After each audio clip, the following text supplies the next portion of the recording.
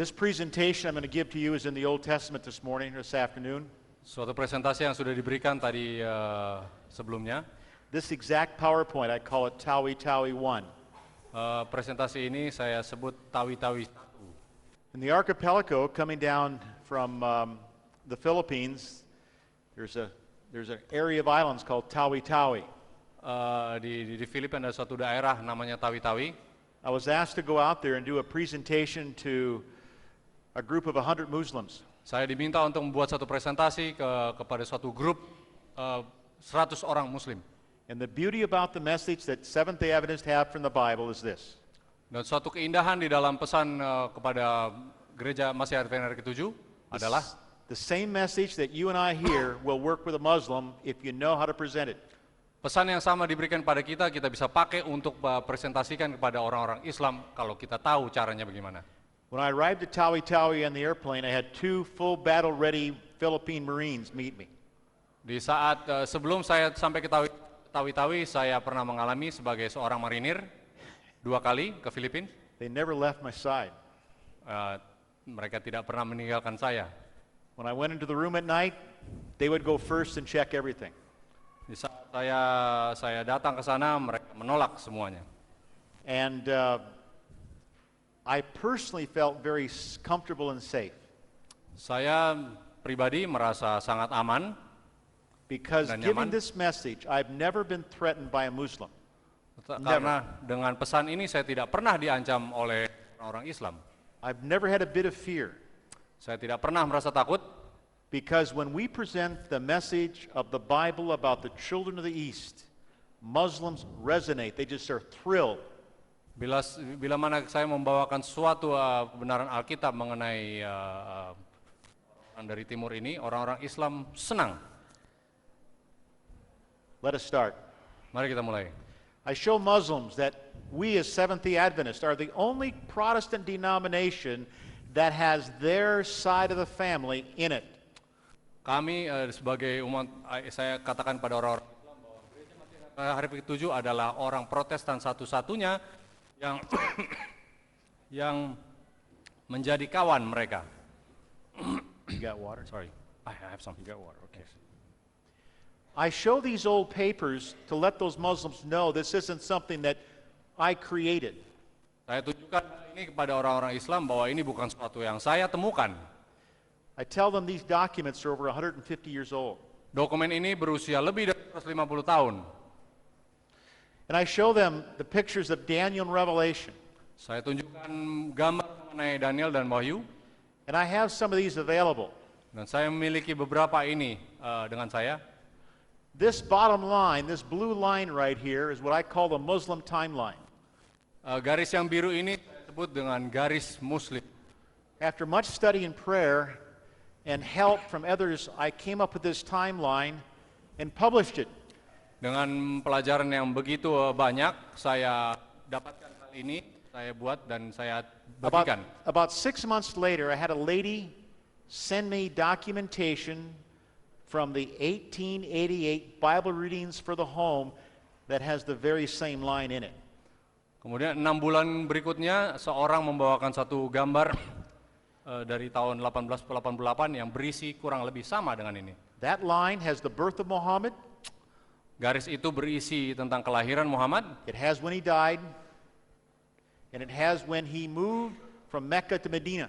Kapan dia mati dan kapan dia pindah dari Mekah ke Madinah. I really mean this. When I look a Muslim in the eye, saya benar-benar dengan hal ini, jika saya melihat seorang Islam di matanya, I can say we have documentation that shows the action of Muhammad, and we're the only denomination that has that in a positive manner. Saya katakan saya tahu mempunyai dokumentasi mengenai Muhammad dan kita adalah salah satu-satunya denominasi yang mempunyai hal ini. Other denominations have condemned them. Denominasi yang lain mungkin mengutuki mereka. And I hope we as Seventh-day Adventists in Indonesia have not done that. Tapi saya berharap denominasi kita, Advent di Indonesia, tidak melakukan demikian. What I do with Muslims, I tell them, I've been doing study and I have been finding things I never realized were there before. Saya katakan pada saudara-saudara kita orang Islam, di saat saya belajar mengenai mereka, saya temukan hal-hal yang tidak saya pernah temukan sebelumnya. You may have been talking to Muslims that are neighbors, friends, or whatever, and you find these things out this weekend. You can go and tell them, I found things I never knew before. Jika kita bertemu dengan tetangga-tetangga kita, dan lalu kita katakan tentang hal ini, katakan, saya menemukan hal-hal yang saya belum pernah temui sebelumnya. There's an old Seventh-day Adventist missionary who's still alive. Ada seorang misionaris Advent yang tua tapi masih hidup. And he has this saying. Dia mempunyai suatu perkataan. If you tell the truth, you do not have to remember what you said. Kalau kamu mengatakan kebenaran, kamu tidak perlu ingat apa yang kamu katakan. When you talk with Muslims, you better be telling the truth. Kalau kamu bertemu seorang Muslim, kamu harus mengatakan yang sebenarnya. Because they love nothing more than to trip up Christians, and try to intimidate you. Karena mereka suka untuk mengintimidasi orang-orang Kristen. My Muslim friends, if you do not have a Bible and you're watching on HCBN Indonesia, you can get one at the address that's on your screen. Saudara-saudaraku yang Muslim yang menyaksikan siaran ini dari HCBN. No one needs to know that, but you can download that Bible. Anda bisa mendapatkan Alkitab dari alamat yang di layar tersebut. There's chances are it's even in Indonesian language or Philippine. If you're in Malaysia watching, that website has over 20 different translations of Bibles on it. Tidak perlu mengatakan kepada siapa-siapa, tetapi begitu banyak terjemahan-terjemahan di dalamnya. We're going to the book of Genesis, chapter 15, 1 through 6. Kita membuka buku Kejadian Our father 15, Abraham, 15, you say? our father Abraham Dikatakan is questioning God why he doesn't Abraham. have any children.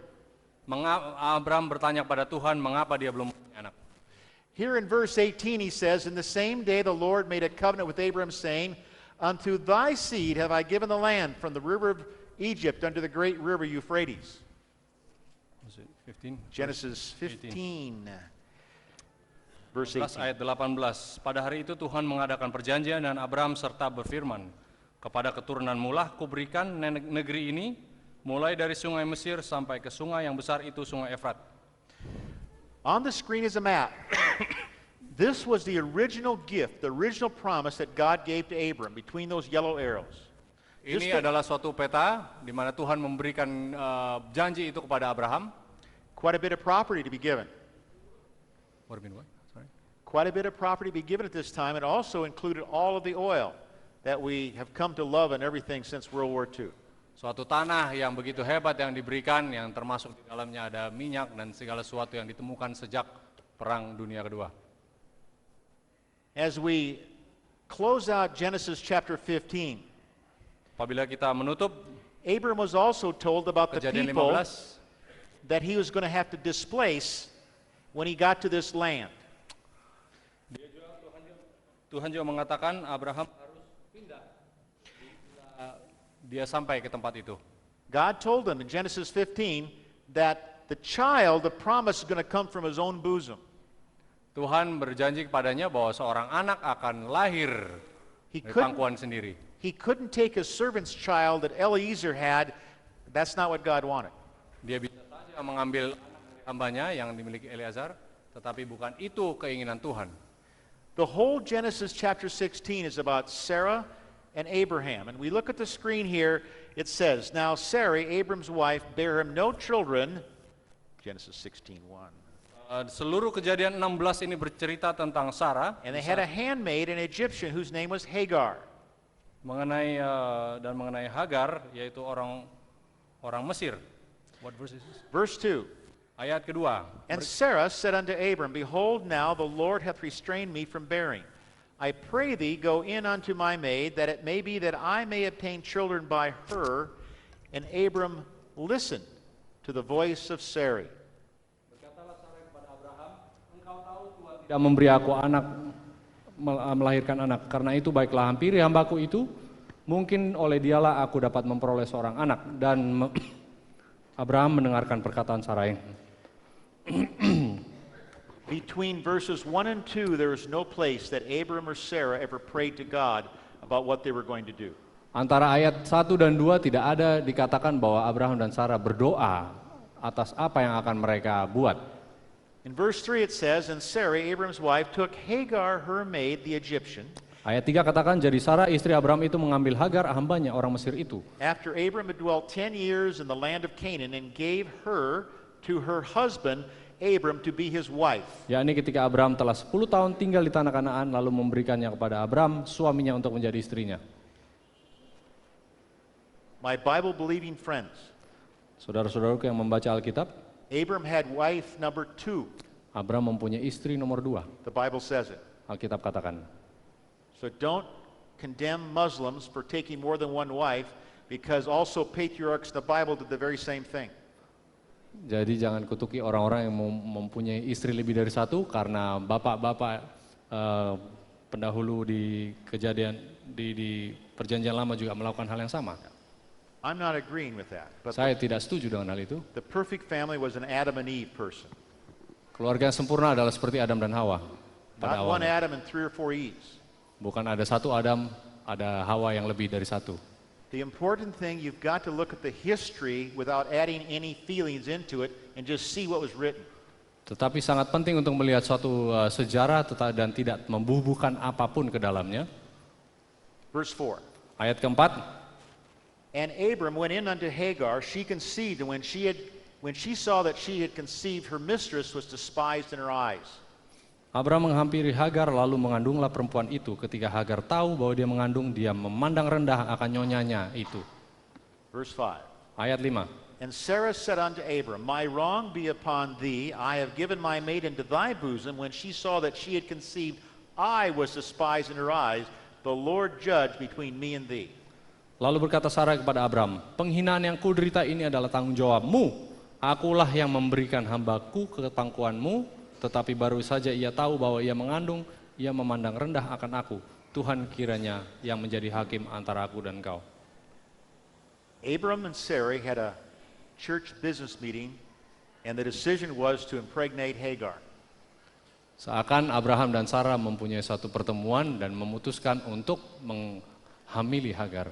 No prayer was evident in the Bible. They prayed about what they were going to do to Hagar. Tidak ada satu doa dikatakan apa yang mereka harus buat dengan Hagar sebelum apa yang mereka buat. Abram and Sarah sinned in this action. Abraham dan Sarah berdosa dalam tindakan ini. I'm going to speak to you as Seventh-day Adventists now. It's important to establish these principles from Scripture because the aspect of Islam says that Muhammad never sinned and he was a prophet, because they say prophets do not sin. Saudara-saudaraku, umat Advent sangat penting mengingat ini karena orang-orang Islam mengatakan Muhammad tidak pernah berdosa karena Nabi sesungguhnya tidak berdosa. So keep that in mind. Jadi ingat hal itu. Don't discuss the validity of the Bible, just tell the truth. Jangan membuat suatu validitas dalam Alkitab, just katakan sejujurnya. And you don't have to remember what you said. Dan tidak ingat apa yang dikatakan. Verse 6. Ayat 6.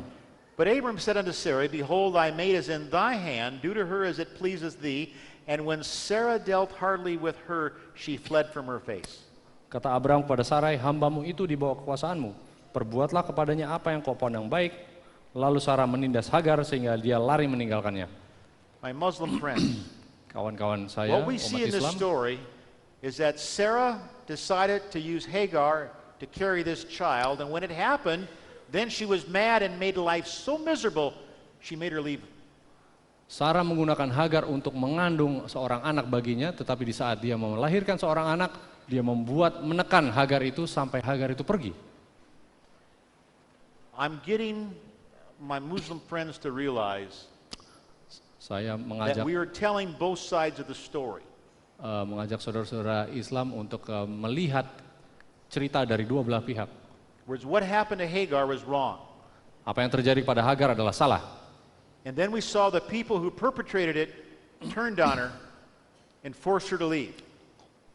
Apabila kita melihat orang itu kemudian berbalik dan kemudian memaksa untuk dia pergi, Because I want the other side of the family to realize that my Bible is valid and true. saya mau melihat saudara-saudara saya melihat bahwa Alkitab ini valid dan benar. Verse 7. Ayat 7. And the angel of the Lord found her by a fountain of water in the wilderness, by the way to Shur. Lalu malaikat Tuhan menjumpainya dengan satu mata air di padang gurun, yakni dekat mata air di jalan ke Shur. And he said, Hagar, Sarah's maid, whence comest thou? Whither wilt thou go? And she said, I flee from the face of my mistress, Sarai.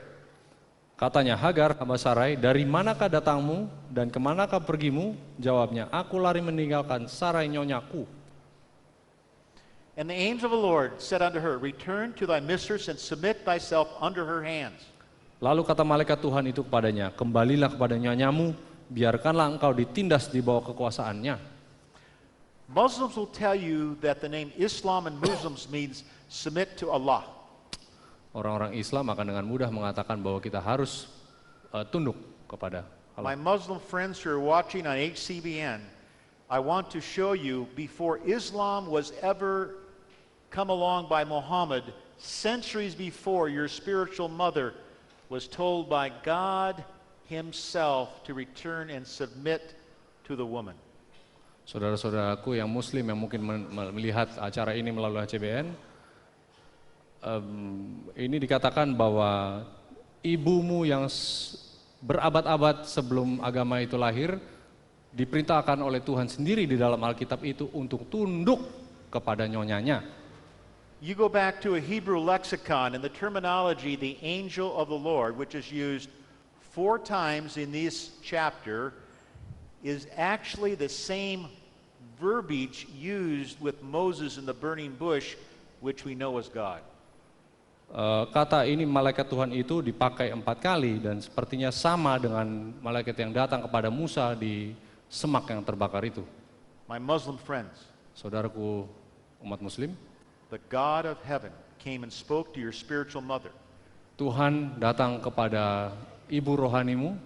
The God of heaven was so intricately involved with what had happened to your spiritual, your ancestral mother. He came and took personal concern rather than just sending an angel. Dan Tuhan datang berkata kepada dia melalui malaikatnya.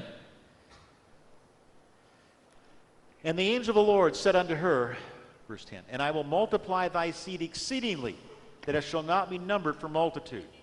Lagi kata malaikat Tuhan itu padanya, aku akan membuat sangat banyak keturunanmu sehingga tidak dapat dihitung karena banyaknya.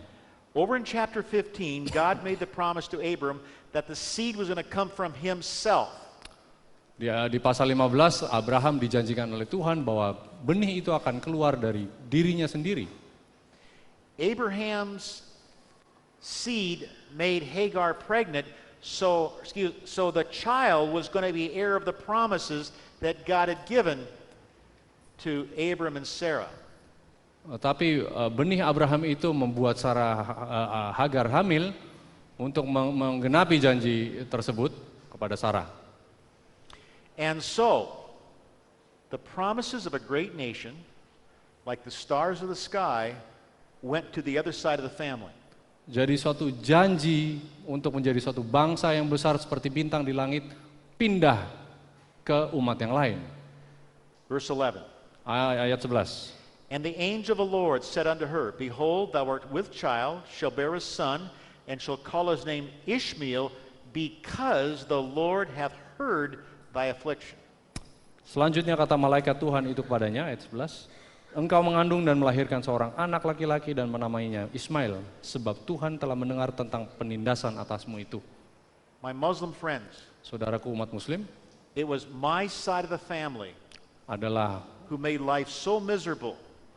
For your spiritual mother, Hagar, she had to flee. But the name Ishmael was given to the first children of the east son because of how he was treated by my side of the family. Jadi keluarga sayalah yang membuat keluarga Anda, ibu rohani dari keluarga Anda sangat menderita sehingga dia harus keluar. Itu karena keluarga saya. God heard the affliction of Hagar. Dan saya mengerti penderitaan Hagar. He did not turn his back. Dia tidak memalingkan. He did not send an angel. Dia tidak mengirim seorang He malaikat. came himself. Dia datang sendiri to address the issue. He cared that much. untuk menyatakan hal ini karena dia peduli. You see, Allah of the Bible, the Jadi- Allah of the Quran cares and has concerns because He loves you and He loves me. Jadi Allah di dalam Al-Quran dan Allah di dalam Alkitab, dia peduli kepada Anda dan saya. Verse 12. Ayat 12. And he shall be a wild man. His hand will be against every man's hand against him, and he shall dwell in the presence of all of his brethren.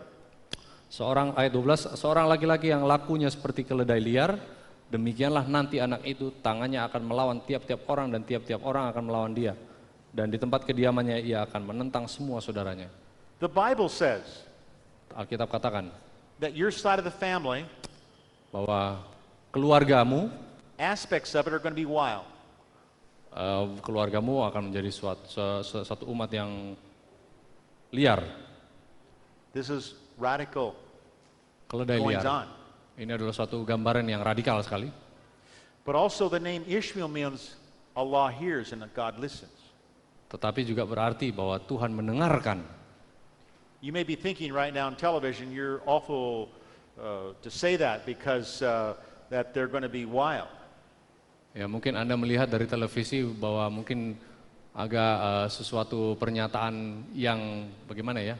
If you go Karena back and look at the liar. Bible, my Muslim friend, if you go back and look at the Bible, Tapi when, saudara, when Jacob gave blessings to his children, saudaraku umat Islam, lihatlah di saat Yakub memberi berkat kepada anak-anaknya before he died, sebelum dia mati, some of the charges of what those characters are going to be were far worse than that. kita lihat karakter-karakter yang digambarkan di situ jauh lebih buruk. Islam believes Moses in the first 5 books of the Bible, and this is the very first book that Moses wrote. Orang Islam percaya bahwa buku-buku Musa yang dituliskan, 5 buku-buku Musa yang pertama dituliskan.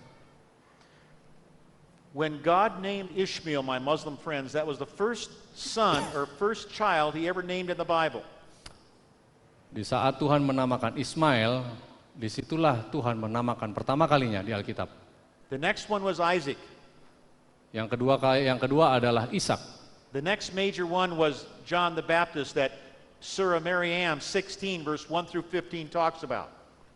Yang ketiga adalah Yohanes Pembaptis, terdapat di mana tadi? Surah Maryam 19 1 Oh, through 15. surah Al-Maryam 19. The last one was anointed or Messiah or Jesus Christ.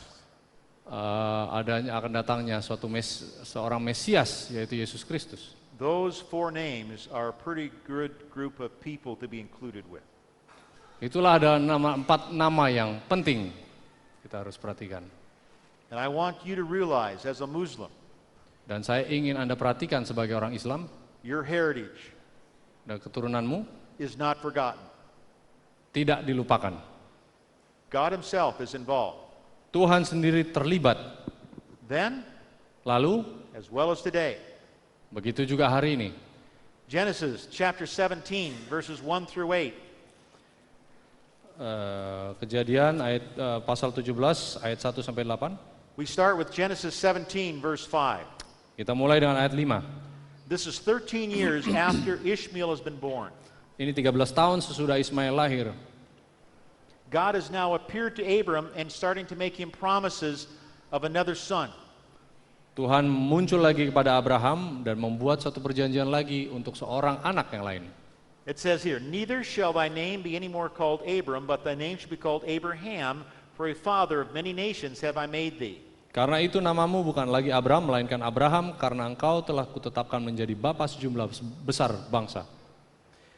And I will make thee exceedingly fruitful, and I will make nations of thee, and kings shall come out of thee. Aku akan membuat engkau beranak cucu sangat banyak, engkau akan kubuat menjadi bangsa-bangsa, dan daripadamu akan berasal raja-raja. Verse 7 says, and I will establish my covenant between me and thee, and thy seed after thee, and their generations, for an everlasting covenant, to be a God unto thee, and to thy seed after thee. Aku akan mengadakan perjanjian antara aku dan kau setelah keturunanmu, turun-temurun menjadi perjanjian yang kekal supaya aku menjadi Allahmu dan Allah keturunanmu. Verse 8. And I will give unto thee and to thy seed after thee the land wherein thou art a stranger, all the land of Canaan, for an everlasting possession, and I will be their God. Kepadamu dan kepada keturunanmu akan kuberikan negeri ini yang kudiami sebagai orang asing, yakni seluruh tanah Kanaan akan kuberikan menjadi milikmu untuk selama-lamanya, dan aku akan menjadi Allah mereka. It's interesting, my Muslim friends, that all of a sudden, Abram gets a promise of the land of Canaan right now. Perhatikan ini, saudara-saudara orang Muslim, Tuhan memberikan janji yaitu tanah Kanaan. And we're going to jump back to Genesis chapter 15, verse 18, and read the promise again. Kita akan kembali ke pasal 15 ayat 8 dan membaca kembali janji itu. In that day the Lord made a covenant or an agreement with Abram, saying, Unto thy seed have I given this land, from the river of Egypt unto the great river Euphrates.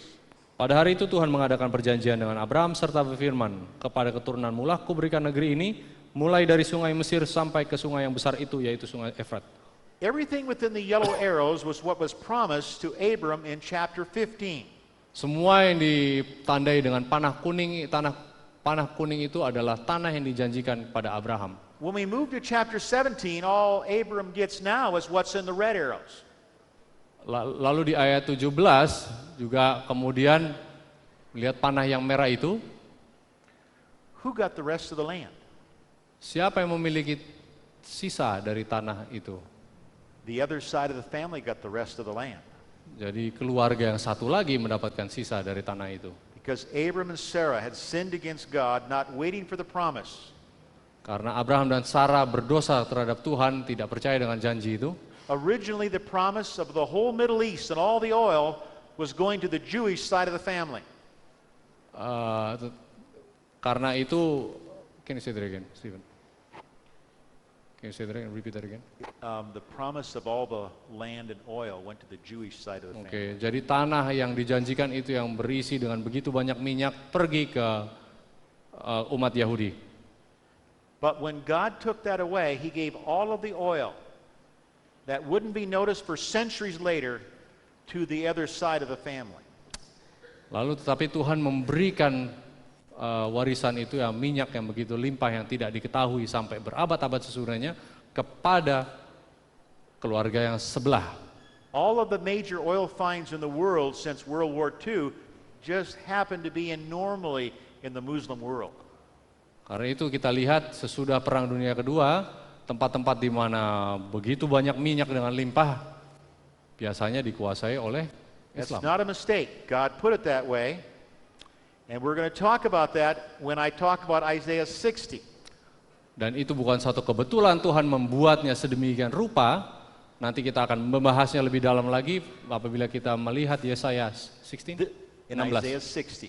Oh, 60. Yesaya 60, sorry. Now, I'm going to go to 3 verses. We'll have them on the screen to prove that what I just said is right. Saya akan memberikan 3 ayat untuk membuktikan bahwa saya katakan adalah benar. If you turn in your Bibles to Deuteronomy chapter 21 verses 15, 16, and 17.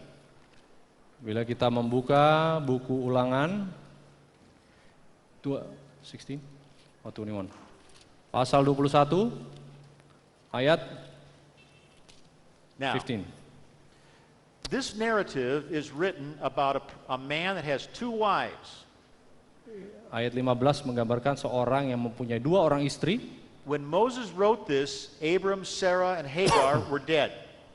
Saat Musa menuliskan ini, Abraham dan Sarah sudah meninggal.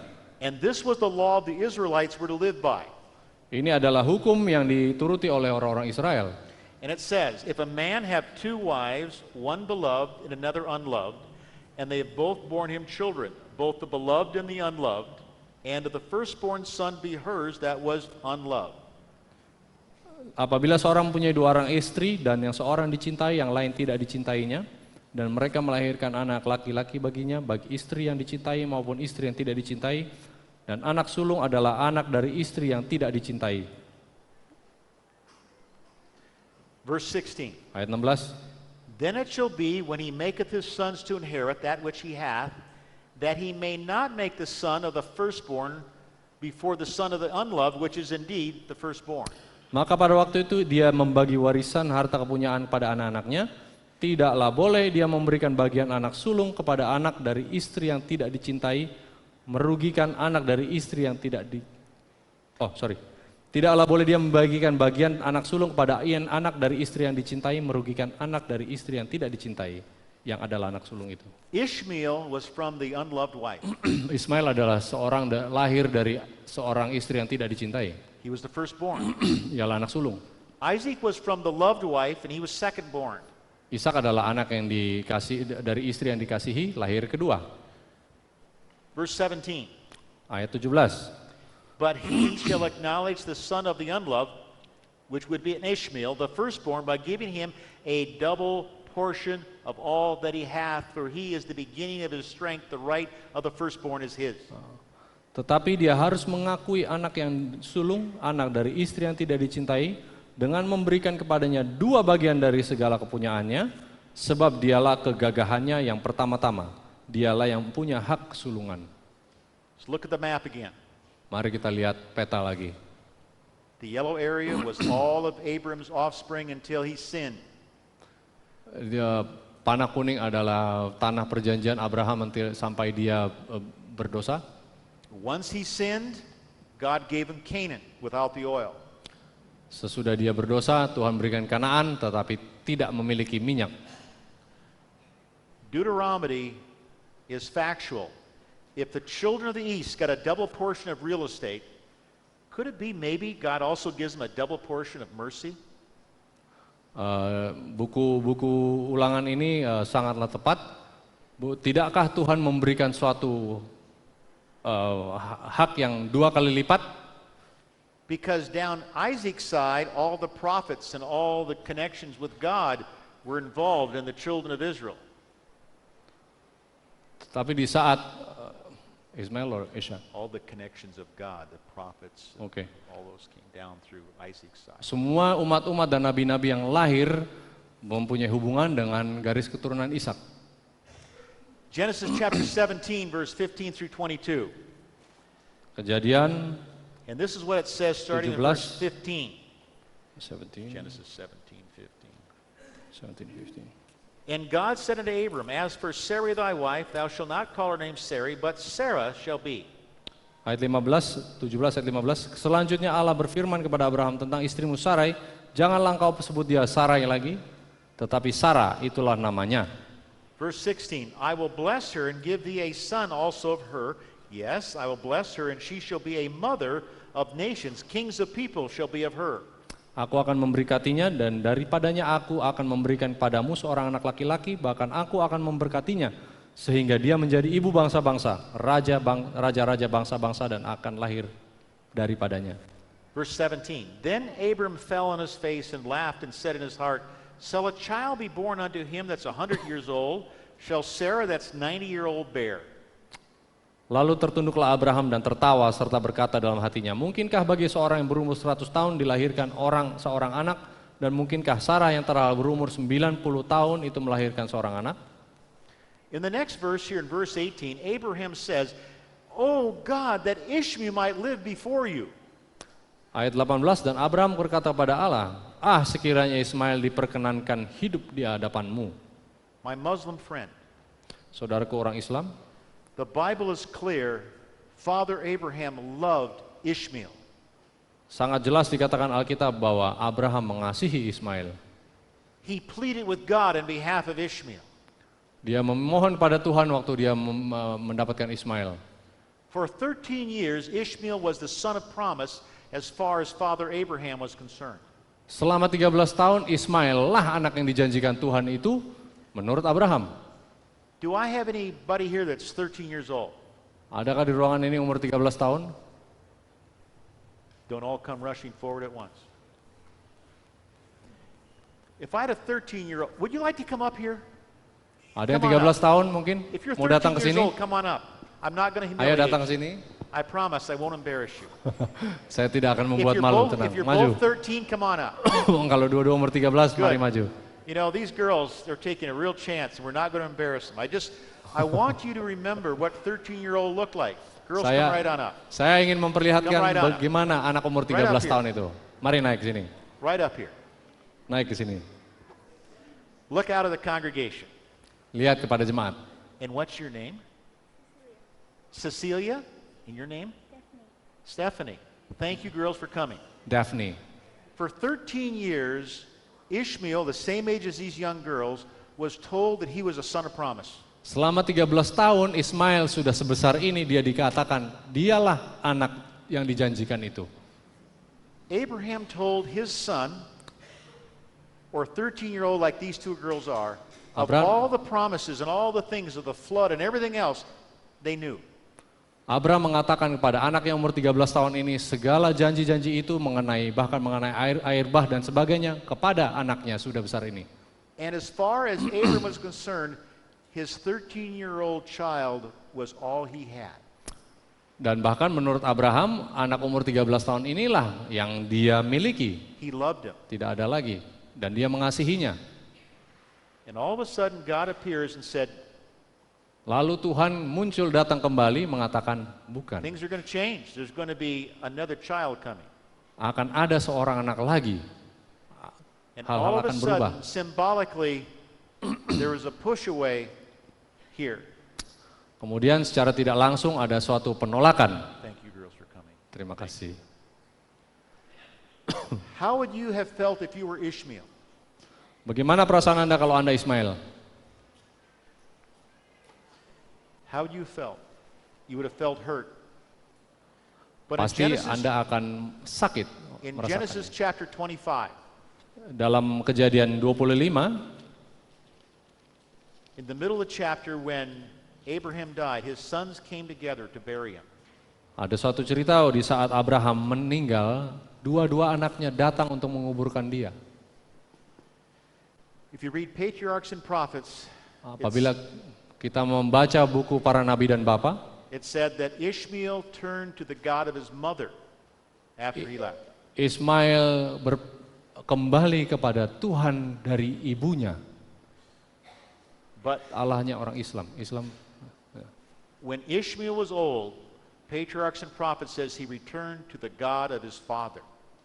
Tetapi waktu Ismail menjadi lebih dewasa dan menjadi tua, dia kembali kepada Tuhan dari ayahnya. My Muslim friend, Saudara-saudaraku umat Muslim, viewing on television, your spiritual kamu di forefather televisi, Ishmael went back to idol worship when he was young. Ismail kembali kepada penyembahan berhala waktu dia muda. But before he died, he returned back to the faith of his father Abram. Tetapi di saat sebelum dia mati, dia kembali kepada iman dari bapaknya, He returned Abraham. to the faith that was given to Isaac and all the other prophets in that line the Quran talks about. Dia kembali kepada iman dari Abraham, Ishak dan yang lain-lain sesuai dengan perkataan Al-Quran. He returned and submitted to the God of heaven, just as his mother was told to return and submit to Sarah, who was a figure of the church of that day. Dia dikatakan untuk kembali kepada iman bapaknya, sama seperti Sarah dikatakan untuk kembali kepada nyonyanya, karena Sarah menggambarkan gereja di saat itu. I want to encourage you to think what the Quran says when it talks about the prophets and it names them by name.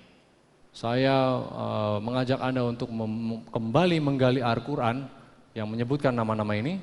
What did those prophets preach? I'm not talking about what the children of Israel believed and practiced. I'm talking about what did those prophets preach?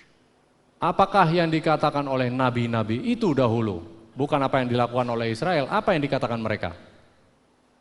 My Muslim friend, you and I, as a Seventh-day Adventist, Sabbath-keeping Christian, we stand before the judgment bar of God today. Saudara-saudaraku umat Muslim, kita, Anda dan kami umat Gereja Masihan Advent ke-7 berdiri di hadapan Tuhan di saat penghakimannya. The Quran is clear. It says our sins must go beforehand to judgment, otherwise there's no hope for us. Katakan dosa-dosa kita harus dihadapkan di pengadilan itu, kalau tidak ada harapan bagi kita. I hope you stay tuned because the rest of the story is going to be finished in programs from here on out.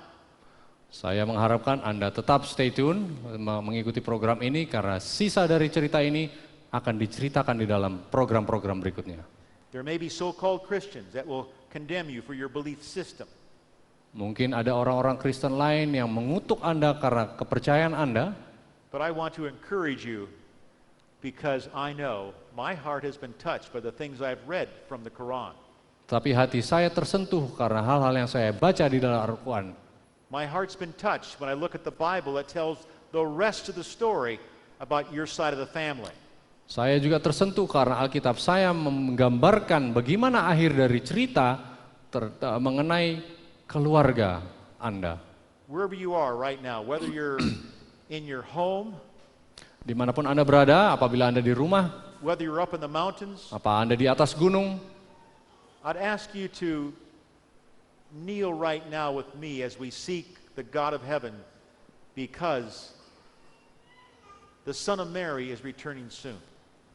saya mengundang Anda untuk bertelut bersama karena anak Maria itu sudah datang untuk orang-orang berdosa.